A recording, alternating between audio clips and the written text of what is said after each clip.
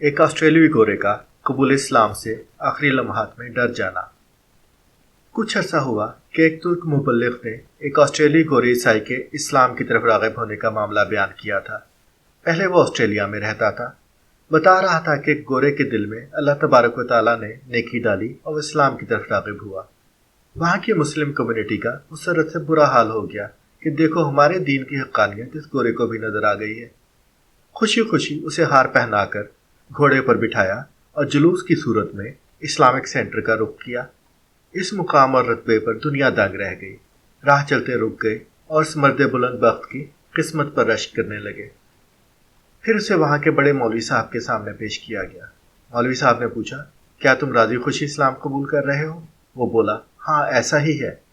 مولوی صاحب نے پوچھا، تمہیں کوئی جنتی لڑکی گھر سے بھگا کر تو نہیں لائی اور اب تمہارے سے زور زبردستی کر کے نکاح کرنے کے لیے تو اسلام قبول نہیں کروایا جا رہا ہے؟ وہ مرد نیک بولا کہ ایسا ہرگز نہیں ہے، بلکہ جنتی لڑکیوں کے دھوکے میں کئی دفعہ ان کی والداؤں سے کہ افغانی شٹل کاک برقعے میں بالکل انہی جیسی دکھتی ہیں، جوتے کھانے کے بعد اب ان سے دور ہی رہتا ہوں۔ اس پہ مولوی صاحب بولے کہ دیکھو، کیا تم کو معلوم ہے کہ تم پر راہ حق میں آنے کے بعد اس چڑھتی جوانی والی عمر میں بھی ایک ننھا سا سنجیدہ سا آپریشن بھی کیا جا سکتا ہے؟ کیا تم اسے سہ لو گے؟ ایک لہجے کے لیے اس مرد جری کے چہرے پر ایک تاریک سا سایہ لہرایا، لیکن وہ کمال استقامت سے سر بلند کر کے بولا کہ میں ہر تکلیف اٹھانے کو تیار ہوں۔ مولوی صاحب کو لاجواب ہوتے دیکھ کر لوگوں نے ہاہاکار مچا دی کہ اب یہ مرد سالہ دائرہ اسلام میں آیا ہی چاہتا ہے اور مولوی صاحب اسے مزید ڈرا دھمکا کر نہیں روک سکتے۔ لیکن بھولے لوگ بھلا کیا جانے کہ تجربے کا کوئی مول نہیں ہوتا۔ مولوی صاحب مجمع پر نگاہ غلط انداز ڈال کر مسکائے اور بولے، اے مرد راست باز، تیری حق گوئی اور دلیری دیکھ کر یقین ہوتا ہے کہ تو اسلام قبول کر لے گا۔ تو نے سارے امتحان پاس کر لیے ہیں، بس ایک آخری بات کو جان لے اور پھر کلمہ پڑھ اور دائرہ اسلام میں آ جا۔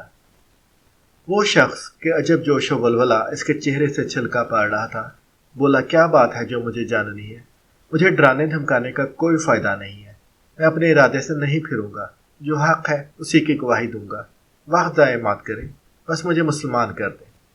آپ جو کچھ بھی میری جانکاری میں اضافے کے لیے کہیں، مجھے اس قبول اسلام سے ہرگز نہ روک پائے گا۔ مولوی صاحب بولے، بس یہ جان لے کہ ایک دفعہ تو مسلمان ہو گیا اور پھر دوبارہ غیر مسلم ہوا تو بچہ ہم لوگ تجھے جان سے مار دیں گے، تمہیں زمین میں گاڑ دیں گے اور کسی کو خبر تک نہ ہوئے گی۔ وہ شخص مسکایا اور بولا، مولوی صاحب مذاق مت کریں، وہ بات بتائیں جو مجھے جاننی ہے۔ مولوی صاحب بولے، یہی بات ہے جو تجھے جاننی تھی، اب بول، کلمہ پڑھاؤں؟ اس شخص کا رنگ سرخ سے سفید ہونا شروع ہوا۔ اس نے مجمع کی طرف دیکھا کہ شاید کوئی اس مذاق پر اس کی ایسی درگت دیکھ کر ہنستا مسکراتا نظر آئے، مگر وہ سب انتہائی سنجیدہ نظروں سے اسے دیکھ رہے تھے۔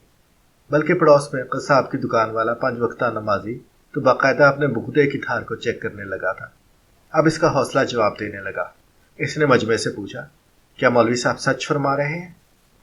مجمع جوش سے یک آواز ہو کر بولا، حق ہے، مولوی صاحب سچ فرماتے ہیں۔ ٹس پہ اس مردک کا حوصلہ جواب دے گیا اور وہ قبول اسلام کے ارادے کو 7 سلام پھیر کر واپس اپنی دنیا میں لوٹ گیا اور سب ہنسی خوشی رہنے لگے۔ عبارتی رنگ آرائی کے علاوہ یہ سچا واقعہ ہے۔ وہ مبلغ بتا رہا تھا کہ کس طرح اس شخص نے اسلامی تعلیمات اور عقائد کا مطالعہ کیا اور اسلام قبول کرنے کو تیار ہوا، لیکن پھر مولوی صاحب نے جب اسے مرتد ہونے پر قتل کی سزا بتائی تو واپس عیسائیت پر پلٹ گیا۔ سوال یہ ہے کہ کیا مولوی صاحب کو یہ علم نہیں تھا کہ آسٹریلیا غیر مسلم ملک ہے اور وہاں شرعی سزائیں نافذ العمل نہیں ہوں گی؟ قصہ سنانے والے ترک مبلغ نے درد دل سے بتایا کہ بعض تبلیغ کرنے والے لوگوں کو اسلام کی طرف کھینچنے کی بجائے دور دھکیل رہے ہیں اور ان کو خود تربیت کی ضرورت ہے۔